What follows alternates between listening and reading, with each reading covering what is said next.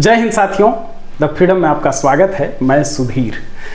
साथियों, कुछ ऐसे किस्से होते हैं जो इतना अधिक प्रसिद्ध हो जाते हैं कि जिनके सच और झूठ का फिर पता करना मुश्किल होता है और वो झूठ रहने पर भी सच मान लिए जाते हैं। आज हम लोग एक खास किस्से को देखेंगे। सैंडर्स के मर्डर के बाद भगत सिंह लाहौर से कैसे निकले ये तो सब लोग जानते हैं, लेकिन चंद्रशेखर आज़ाद कैसे निकले ये एक रहस्य सा है। आमतौर पर यह कह दिया जाता है कि वो साधु बन करके निकल गए थे, लेकिन ये बात झूठी है। दरअसल इस पर जो भी किताबें जो अधिक लोगों ने पढ़ा या चंद्रशेखर आज़ाद के बारे में जिन किताबों में लिखा गया, उनमें यह सच और सही तरीके से सही अध्ययन के साथ शोध के साथ बात नहीं आ सकी। यशपाल ने सिंहावलोकन में चंद्रशेखर आज़ाद के निकलने के बारे में कुछ नहीं लिखा, सिर्फ भगत सिंह राजगुरु निकलते हैं दुर्गा भाभी के साथ वो, और उसमें भी किस तरह से उन्होंने लिखा है वो वही जाने। सबसे अच्छी बात तो वो है कि दुर्गा भाभी ने बताया कि कैसे वो प्रत्यक्षदर्शी थी। अब ये सवाल है कि चंद्रशेखर आज़ाद कैसे निकले, तो यशपाल ने कुछ नहीं लिखा और फिर आज़ाद के एक साथी नंदकिशोर निगम ने चंद्रशेखर आज़ाद की जीवनी लिखी। उसमें उन्होंने लिख दिया कि साधु बन करके उसी ट्रेन से जिससे भगत सिंह और राजगुरु जा रहे थे, उसी ट्रेन में साधु बन करके चंद्रशेखर आज़ाद भी सवार हो गए और चले गए, जबकि ऐसी बात नहीं थी। इसके लिए हम लोग थोड़ा सा छानबीन करेंगे तो सच्चाई सामने आ जाती है। दरअसल चंद्रशेखर आज़ाद 25 दिसंबर 1928 को वहाँ से लाहौर से निकले हैं। मतलब भगत सिंह के निकलने के कई दिनों के बाद, 5-6 दिन बाद निकले हैं। और यह बयान सरकारी गवाहों ने अदालत में दिया, उसके आधार पर हम देखेंगे। और फिर इस संबंध में जो साथ में उस यात्रा में थी सुखदेव की माँ, अमर शहीद सुखदेव, जिन्हें भगत सिंह के साथ फांसी हुई थी, उनकी माँ उस यात्रा में साथ थी। सुखदेव के भाई मथुरादास थापर ने भी इस संबंध में यही बात लिखी है।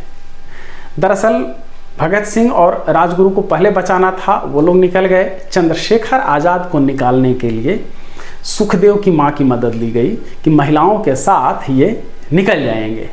और इसके लिए आप ये देखिए बयान, ये जय गोपाल का बयान है, जिसमें सबसे पहले दिसंबर की शुरुआत में ही सुखदेव भेजते हैं लायलपुर, जहां सुखदेव की मां रल्ली देवी रह रही थी, लिवा लाने के लिए, और ये कह करके कि जो मथुरादास थापर है वो बीमार है और मुझे सुखदेव ने भेजा है आपको लिया चलने के लिए।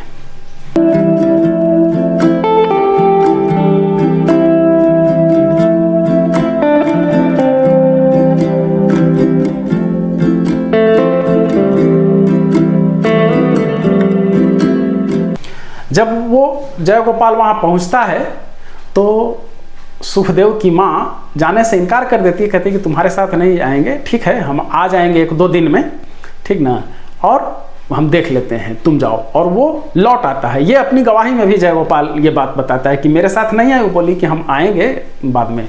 और फिर सुखदेव के फूफा थे एक बालक राम, स्टेशन मास्टर थे, उनके बारे में उनकी गवाही हम लोग पहले देख चुके हैं।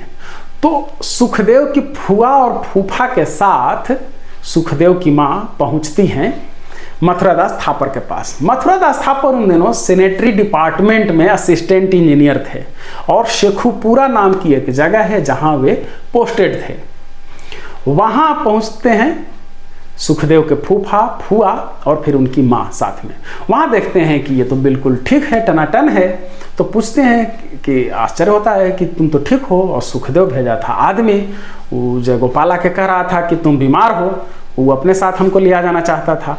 तो अब ये मामला थोड़ा सा लगा कि कुछ विशेष बात है। तो वहाँ से ये चारों लोग अब प्लान बनाते हैं, मतलब सुखदेव के फुआ, फूफा, उनकी माँ और मथुरादास थापर, कि हम लोग सुखदेव के पास ही चलते हैं और पूछते हैं कि क्या बात है। तो लायलपुर से पहले ये लोग गए शेखपुरा और वहाँ से फिर मथुरादास थापर के पास, मथुरादास थापर के साथ आते हैं लाहौर, जहाँ ये लोग रह रहे थे। लाहौर ये लोग जैसे ही पहुँचते हैं, रास्ते में ही सुखदेव मिल जाते हैं, साइकिल से वो कहीं जा रहे थे। वो देखते हैं, मथुरादास थापर ने इस दृश्य का वर्णन किया है कि क्या हुआ था। वो रास्ते में मिलते हैं और देखते ही फुआ फूफा से कुछ नहीं बोलते हैं सुखदेव, मथुरादास को बोलते हैं कि तुम किसी रिश्तेदार के यहाँ ठहर जाओ, मेरे साथ मत चलो, और मैं माँ जी को लेकर के जा रहा हूँ। और ये कह करके आगे कुछ नहीं कहते सुनते हैं, सीधे वो माँ को लेते हैं अपने साथ और निकल जाते हैं। उनके फुआ फूफा को थोड़ा बुरा लगा और फिर भी कर क्या सकते थे, वो लोग लौटे, कहीं रिश्तेदार के यहाँ ठहरे। अगले दिन फिर वो चले गए मथुरादास थापर भी शेखुपुरा और अपने काम में लग गए। देखिए जय गोपाल का बयान देख लीजिए इस हिस्से को। वो कहता है कि किशोरी लाल के सेंट्रल ब्रिज पर हमें छोड़ने के बाद सुखदेव ने हमें बताया था कि भगत सिंह और एम यानी राजगुरु 20 या 21 दिसंबर को दिल्ली की ओर बंबई मेल से गए हैं।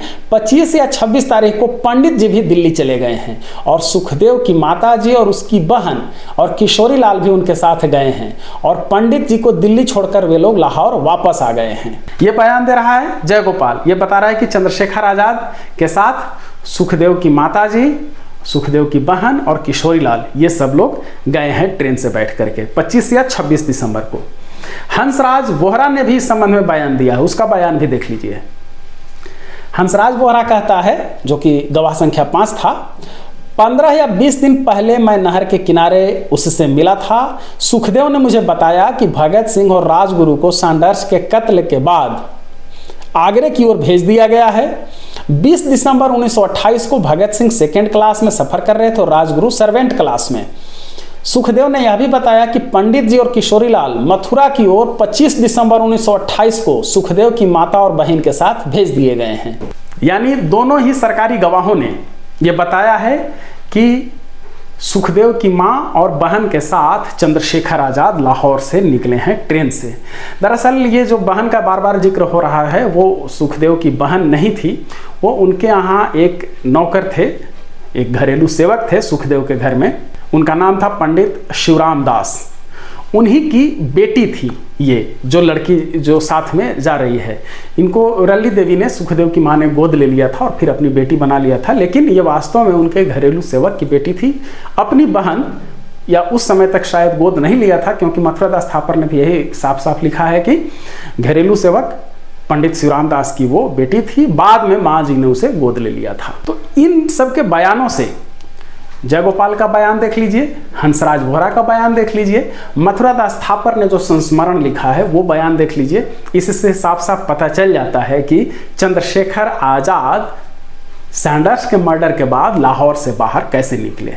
मथुरादास थापर ने यह भी लिखा है कि वहाँ माँ जी काफ़ी दिनों तक रह गई थी, फिर इनका ट्रांसफ़र, मथुरादास का ट्रांसफ़र शेखुपुरा से हो गया था सियालकोट में, और तब तक भी अभी ये जो माँ जी थी वो लौटी नहीं थी। तो फिर सुखदेव के चाचा लाला चिंतराम चिट्ठी लिखते हैं मथुरादास थापर को कि बहुत दिन हो गए हुए और अभी तक वो तुम्हारी माता जी वापस नहीं लौटी हैं, कहाँ हैं, किस हाल में हैं। तो वो मथुरादास थापर को पता भी नहीं था कि वो लौटी हैं कि नहीं, तो वो चिट्ठी लिखते हैं अपने चाचा को कि हाँ वो भाई साहब के साथ चली गई थी, लाहौर में रह रही है, भाई साहब के ही पास में। तो फिर लाला चिंतराम जाते हैं लाहौर और फिर वापस ले आते हैं यहाँ लायलपुर में, और वहाँ फिर बताते हैं मथुरादास थापर को चिट्ठी लिख करके या जब भेंट हुई तो कि जब से लौटी हैं माताजी वहाँ से तुम्हारी लाहौर से बहुत उदास और गुमसुम रहने लगी हैं। लगता है कि सुखदेव ठीक से ख्याल नहीं रखता था, किसी बात से बहुत परेशान हैं। तो ये फैसला करते हैं मथुरादास थापर कि अब वो अपनी माँ को अपने पास ला करके रखेंगे।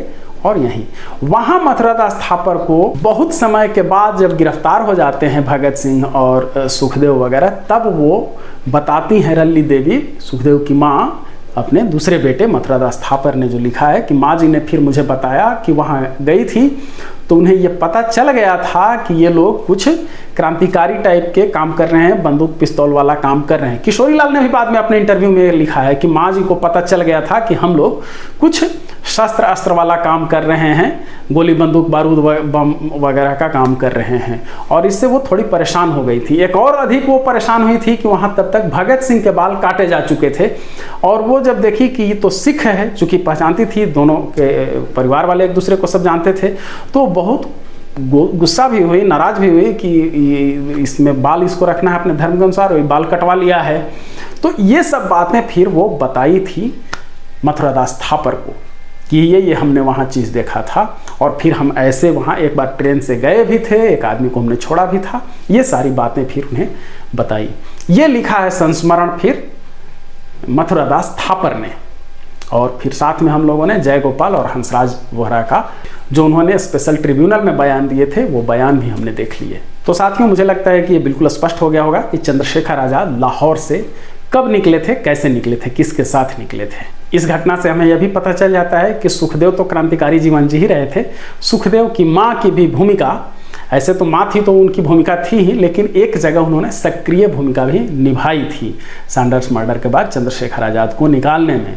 और आप सभी से आग्रह है कि वीडियो अगर अच्छा लगा है तो लाइक कीजिए, कमेंट में लिख करके बताइए, अच्छा नहीं लगे तो डिसलाइक कीजिए, और जो आपके परिचित, आपके जानने वाले जिन्हें क्रांतिकारियों में रुचि है उन तक वीडियो फॉरवर्ड कीजिए। आपने चैनल सब्सक्राइब नहीं किया है तो सब्सक्राइब कर लीजिए, और बेल आइकन यानी नोटिफिकेशन का बटन जरूर ऑन कीजिएगा ताकि आपको सूचना मिलती रहे कि नया वीडियो क्या आया है। धन्यवाद साथियों, जय हिंद, इनकलाब जिंदाबाद।